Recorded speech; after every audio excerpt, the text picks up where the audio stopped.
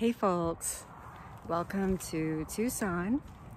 I've been mooch docking here at a friend's place, which is on the outskirts of Tucson. It's December, which is a perfect time to be here with a warm sun.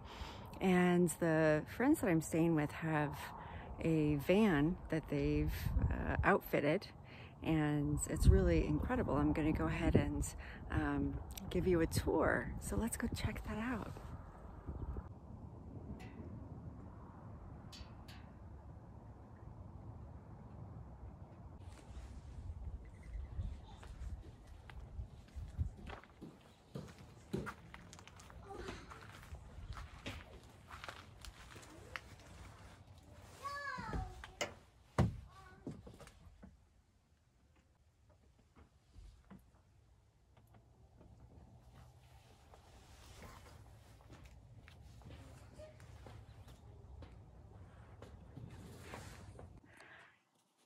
Hey Jen. Hi, Laura.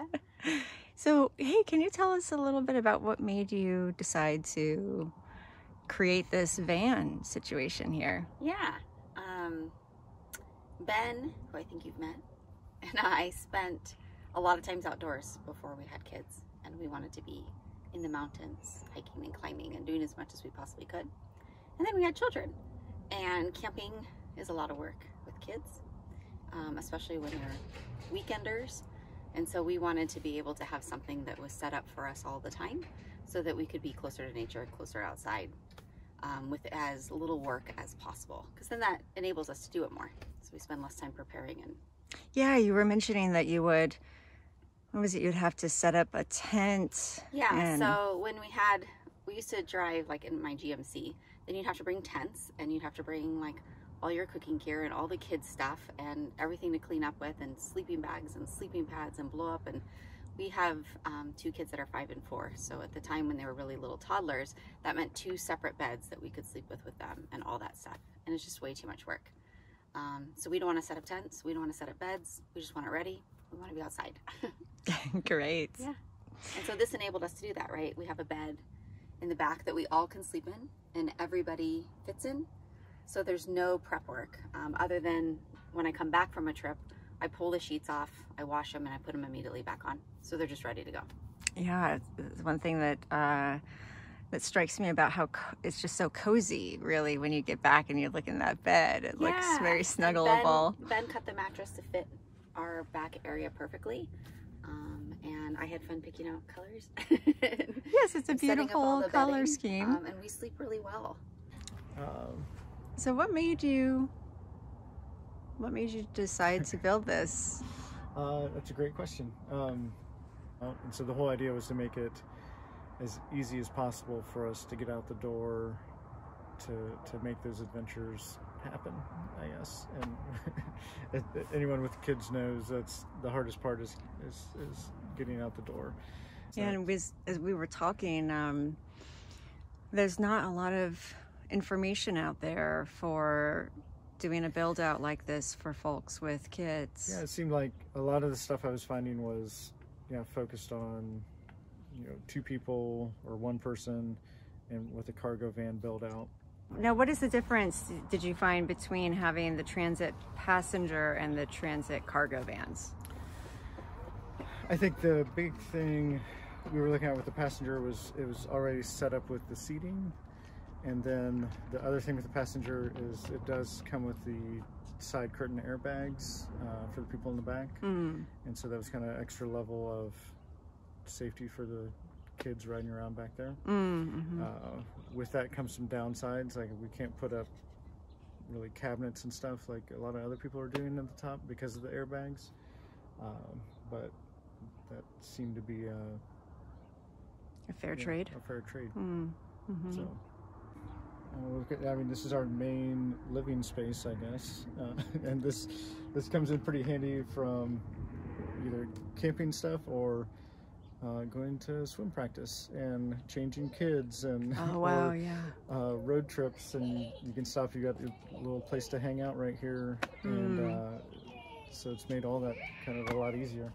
So yeah, a little bit more about our setup. I'll kind of start front and kind of work our way back, if that makes the most Great. sense. So we did put in a first aid kit down below, which transit makes a perfect spot for that in there. Then we put the scopum, I think that's how you say it. Oh, you put the swivel. Oh, I'm gonna have to get that information from you because I've been trying to get a swivel in mine. That's great. There was, a couple decent videos. Unfortunately, I don't remember who who put them together on putting these in.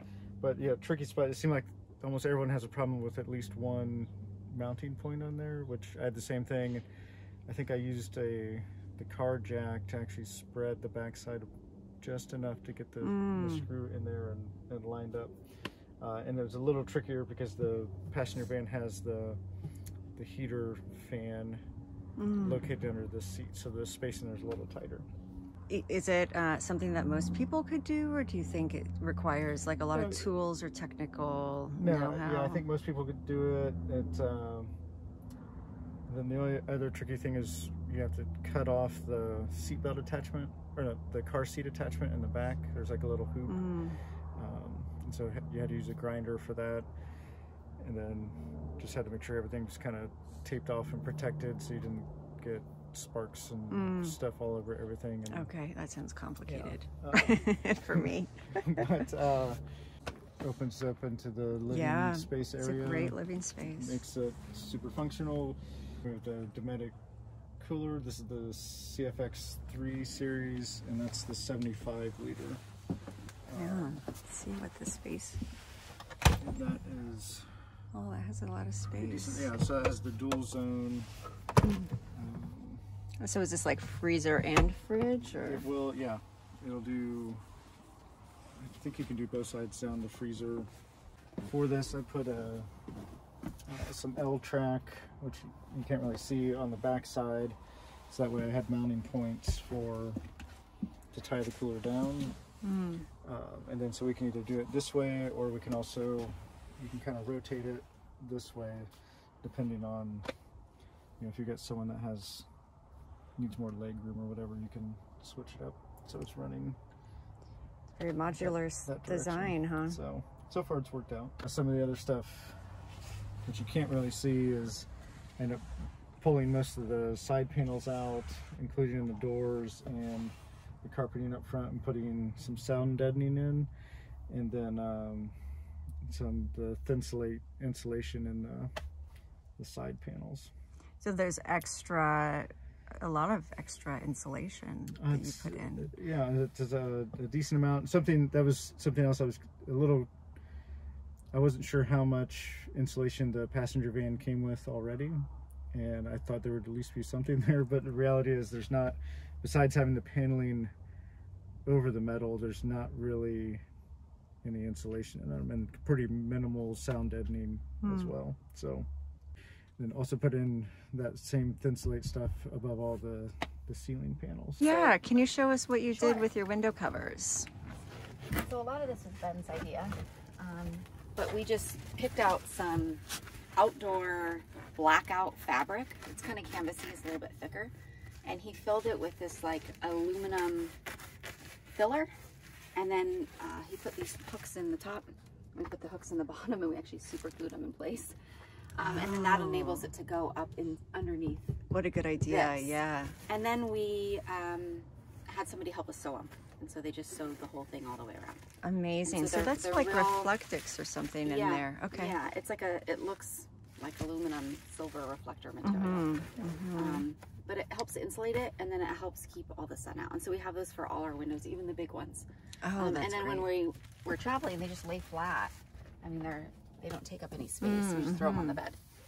And so, great. Yeah, it's nice too when the kids are napping, and like, because kids actually get sunburnt in the car sometimes, and or can't sleep because the sun's coming through. So it lets us drive farther distances. We can put up the window shades while they're napping, and then that gives us a little more calm time in the car. All right, here that you have a toilet situation that you figured out. And that also made traveling with kids really much easier, because potty training is really hard, and they need, things that are systematic and repetitive. And so it and something that they were using the same thing all the time. And so we didn't have to worry about dealing with bathroom situations, especially in COVID, and kids and toddlers is just kind of a nightmare. The Reliance portable toilet, it opens up, it's really easy. Right here. Yeah, and so this you just set it bag. right up, and you lift up this part, and you put the bag underneath here. You set it down, and then you shut the door. And my whole family can all go to the bathroom and use one bag. And so this is like we try not to do this if we're out in the woods and we can be outside, or if we're in a place where we have access to a bathroom that's easy for the kids, then we try not to use it, just for the waste factor. But you also can just set this potty outside too, and the kids can just go right in the dirt because they don't quite have squatting and outdoor peeing down yet. So that was a game changer for us. It made traveling a lot easier. Now, when it comes to traveling and with the kids back here, I mean, one of the really incredible things about this is that, you know, I imagine that having to take out the car seats and everything would be just kind of a hassle. And so you can just leave them there, and then you can even have another adult back here, right? And yeah, so the 2 car seats we hardly ever move. We just leave them there all the time. And then this comes out and we can put this in the back. We just keep this here for easy access for the kids, but another adult can sit right there if we need them to. And that makes it really easy. Front seats reverse. So then we can all sit together as a family if we want to like set up a little table or something in here and eat. And then that makes it, the seating really easy. yeah. It's nice to have something that doesn't fall. But on this, everything rolls. So if a kid drops something, it's just rolling back and forth the whole time. So that happens a lot. So use, you know, like the trash pickups with the little tongs. I'll have those, and then I can just like grab something and hand it back to them, because they're too little that if you put all the snacks here, they will eat all of the snacks until they're sick. They haven't quite figured that piece out. So I usually give them enough snacks to keep them happy for a couple of hours so they can choose and have it. But then when they want something different, I can just fling it back to them. Or Addie and I have figured out that I can put something on this chest and it'll roll down to her. She can get it with her feet. Because sometimes you don't want to have to get up and back all the time. Right. Yeah. And that makes driving in the van really fun and an adventure. Yes, completely. Because the happier they are, the better the trip is. And so like for us, we can probably get 4 hours before we have to stop. But we've made our stops not just like get out, go to the bathroom and get back in. We'll like stop and mountain bike. We'll, you know, we usually find like a little pump track trail or a outdoor park or something, and then we just play for a while and make that part of the adventure. And then they're happy and we can get another 4 hours in if we need it. Wow. Yeah, that was kind of the living area, and then we have the bed area here in the back. And part of my thought process on this is I wanted something that wasn't necessarily permanent, so I can pull this out relatively easy and use it for, you know, either the cargo or put the passenger seats back in it, or again, kind of making it modular or multi-function. That was, I kind of created these side panels, and those are, it's probably hard to see if you look in that first compartment there.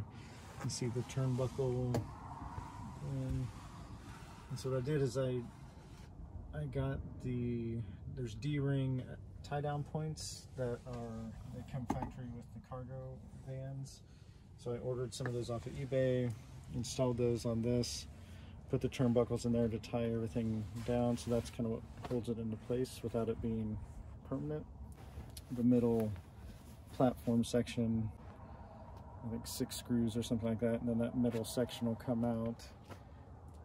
So I could just take that out and then use this for cargo area, or if I really wanted to take the whole thing out, I just take those turnbuckles off. We've got 2 solar panels up on top, on either side of the exhaust fan. And oh yeah, so you have this, you put this exhaust fan up here. What do you remember, is that a Fantastic fan, or is it a that's different one? the Max Air fan, yeah. And what led you to decide to position it at that point of the van?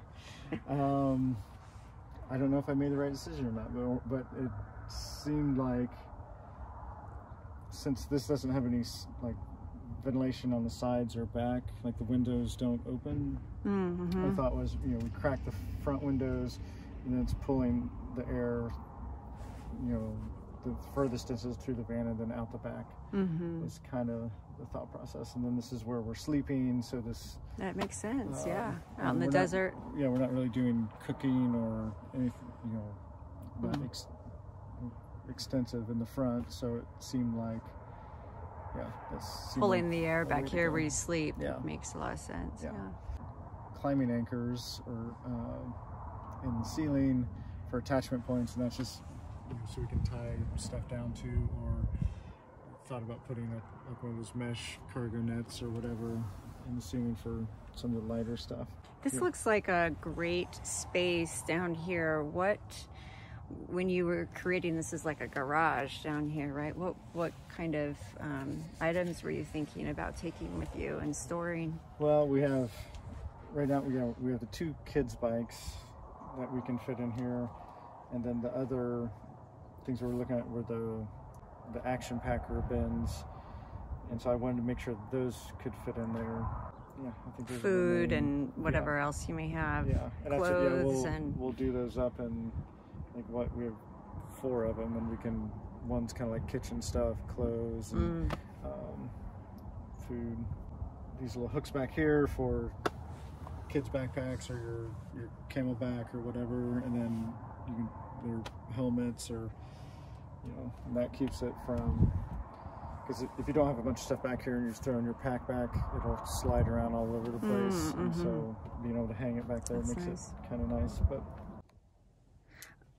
so then the other place that we store things is at the back of the van, and this is more for like what we need when we're stopped. So that's more for like when we're moving. And so we don't have a ton in here at the moment, but we'll keep hats, sunscreen, kids' shoes. Like I just keep a pair of hiking shoes that just stay in here all the time. We go so many places and the kids are like, I don't have shoes. And we'll put, you know, our biking gloves or climbing stuff or anything that we're needing for the day, extra pairs of clothes, all of that we just tuck into all of these pieces, and it zips up and fits right in there. So super easy and accessible. And then we can just pull out whatever. We always put our like bikes and stuff, kids' bikes and stuff here, so we just pull all that out. So if we're at a park and we stop, boom, boom, we can just grab this stuff, get it, and then go back in and go. So this is where all the solar comes in here, and that controls what's going into the battery.